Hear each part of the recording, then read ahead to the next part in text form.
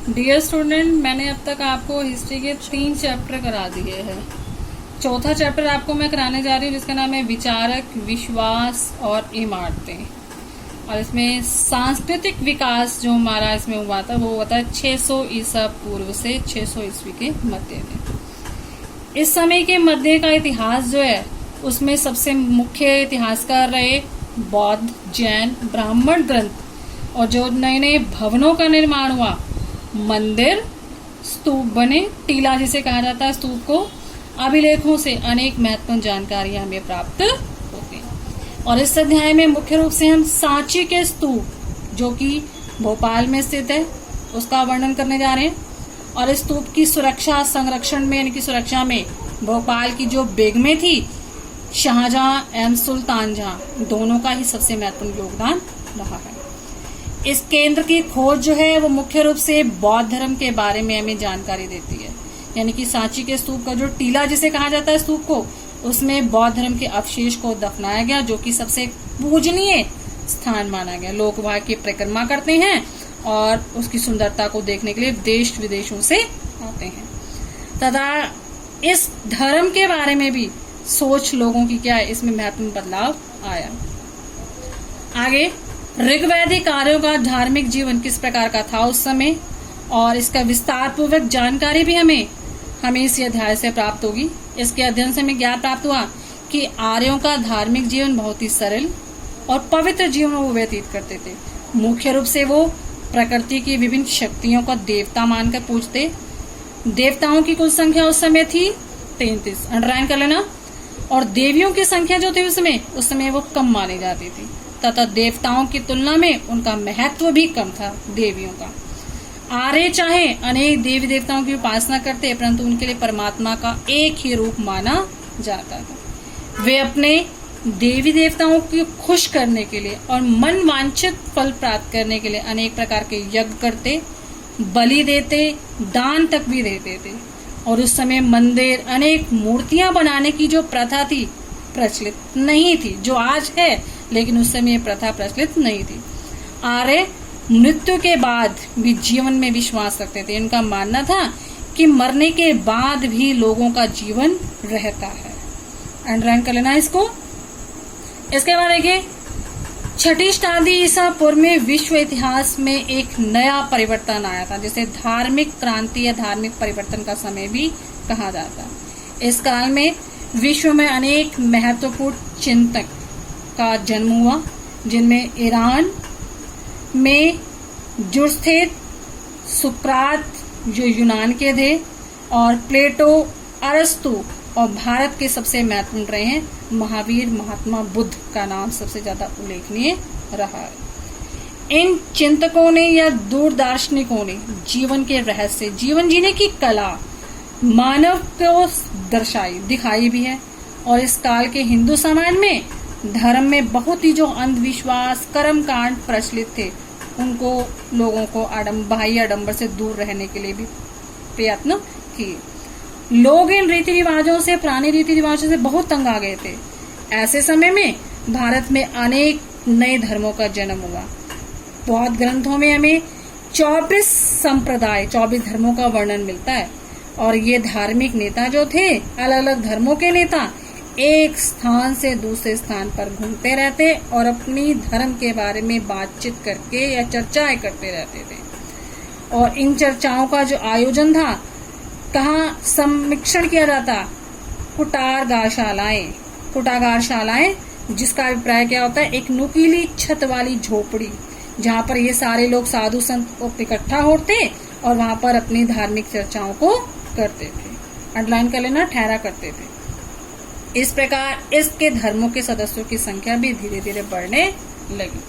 आगे देखिए 6ठी शताब्दी में भारत में जिन नए धर्मों का उदय हुआ उनमें जैन धर्म तथा बौद्ध धर्म सबसे ज्यादा प्रचलित रहे। जैन धर्म के प्रवर्तक रहे, जैसा कि आपको पहले ही पता है, महावीर स्वामी। और बौद्ध धर्म के प्रवर्तक थे महात्मा बुद्ध, सबको पता है।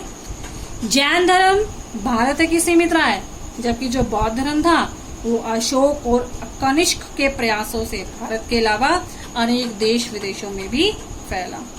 जैन धर्म और बौद्ध धर्म देश में भारतीय समाज को अनेक क्षेत्रों में महत्वपूर्ण योगदान दिया। लोगों को जीवन जीने की कला, धर्म प्रचार के बारे में योगदान दिया। और इसी दौरान दो ब्राह्मण संप्रदाय का भी जन्म हुआ। एक तो था वैष्णववाद और दूसरा था शैववाद। वैष्णववाद का अर्थ तो होता है कि जो विष्णु के भक्त होते हैं, और शैववाद शिव के भक्तों के लिए कहा जाता था।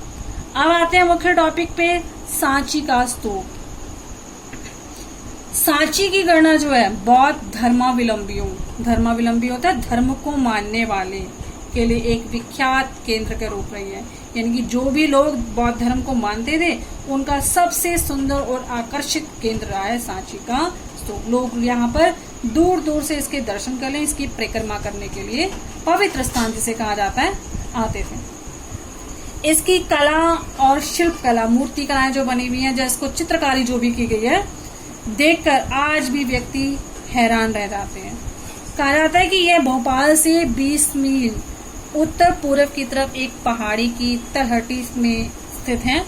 इसका निर्माण जो है वो मौर्य काल में अशोक ने 3री सदी में कराया था। यहाँ पर बौद्ध के अवशेषों को रखा गया था। अशोक के शासनकाल में सांची के स्तूप को केवल ईंटों से बनाया गया था, लेकिन जब शुग का समय आया, अंडरलाइन कर लेना इसको, शुग काल में सांची का पूरी तरह से काया पलट हो गई। इस काल में राजा अशोक के द्वारा जो भी स्तूप बनाए गए उनका आकार दुगना हो गया और ये गोलाकार, गोलार्ध जिसे कहा जाता है, अंडाकार के होते थे और इसको पत्थर के आवरण से ढक दिया जाता था। स्तूप के चारों ओर वेदिका, परिक्रमा देने का स्थान और सीढ़ियां बनी होती थी। अंडे के ऊपर हर्मिका, दर्शन देने का स्थान बनाया गया और सातवाहन शासक में 1ली सदी में सांची के स्तूप के चारों 4 प्रवेश द्वार बनाए जो कि चारों दिशाओं में स्थित थे। अंडरलाइन कर लेना इसको कि प्रवेश द्वार या तोरण द्वार किसे कहते हैं। तोरण द्वार को प्रवेश द्वार कहा जाता है कि जो चारों दिशाओं में अलग अलग रूप में बने हुए थे। सांची के स्तूप में 4 तोरण द्वार है, जिनमें से 3 तोरण द्वार जो तो नष्ट हो चुके थे और 1 तोरण द्वार है वो भी अभी विखंडित रूप में था, जिसकी लोग अभी भी सुरक्षा कर रहे थे। शाहजहां बेगम। सातवाहन शासनकाल में बने जो तोरण द्वार थे, शिल्पकारी में प्रवेश द्वार, शिल्पकारी में अद्भुत नमूने रहे हैं। ये प्रवेश द्वार, तोरण द्वार यानी कि 34 फुट ऊंचे रहे और इसके नीचे जो खंबे बनाए गए हैं वो 14 फुट ऊंचे हैं। इन खंभों के मध्य अंतर जो लगा है वो लगभग 9 फुट है और इनके प्रवेश द्वार पर बुद्ध के जीवन, किस तरह से जीवन जीते थे वो, किस तरह से उनका रहन सहन था, उनके सुंदर चित्र बने हुए हैं। इन सभी दृश्यों में महात्मा बुद्ध को कहीं मानसिक रूप में नहीं दिखाया गया, यानी कि उनके चिन्ह दिखाए गए हैं, उनका स्वरूप दिखाया गया, जैसे कि धर्म चक्र, उनके पद चिन्ह, कमल का चिन्ह और बौद्धिक वृक्ष जहाँ पर उनको ज्ञान प्राप्त हुआ था।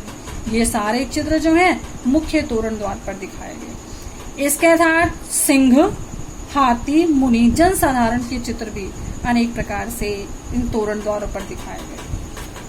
आगे देखें, 19वीं सदी में यूरोपियों में सांची के स्तूप को लेकर काफी दिलचस्पी हुई कि इसके जो चौथा स्तूप विखंडित रूप में है उसको अपने देश में लाकर शोभा बढ़ाई जाए। 1850 में कहा जाता है कि एक प्रसिद्ध अंग्रेज था मेजर अलेक्जेंडर किंगम। उसने सांची के अवशेष का निरीक्षण किया और वहां अभिलेख, जो उसके बारे में अभिलेख लिखे गए थे, उसका भी अध्ययन किया। अपनी खोज से निष्कर्ष में एक पुस्तक निकाली और यह सांची पर लिखी गई सबसे पहली पुस्तक रही थी। फ्रांसीसी सांची स्तूप की सुंदरता से वो इतना ज्यादा प्रभावित हुआ कि उसने सांची के पूर्व के जो प्रवेश द्वार रहा है उस संग्रहालय में प्रदर्शित करने के उद्देश्य से शहजादा बेगम से अनुमति मांगी थी कि वो अपने विदेश में उसको ले जाए। शाहजहां बेगम भोपाल की नवाब, उसने 1868 से 1901 तक वहां पर शासन किया और उसका सबसे महत्वपूर्ण कार्य यही था कि सांची के स्तूप की सुरक्षा करे। इसके लिए इसने बहुत सुरक्षा के कार्य किए, अनेक दान दिए, अनेक प्रकार की सेना एकत्रित की थी कि कोई भी इसके ऊपर कोई नजर ना डाल सके। हमें उसके शासनकाल के संबंध में महत्वपूर्ण जानकारी उसकी आत्मकथा है, ताज उल इकबाल तारीख भोपाल, अंडरलाइन कर लेना इसको, से प्राप्त हुई है। इस पुस्तक का अंग्रेजी में अनुवाद भी किया गया।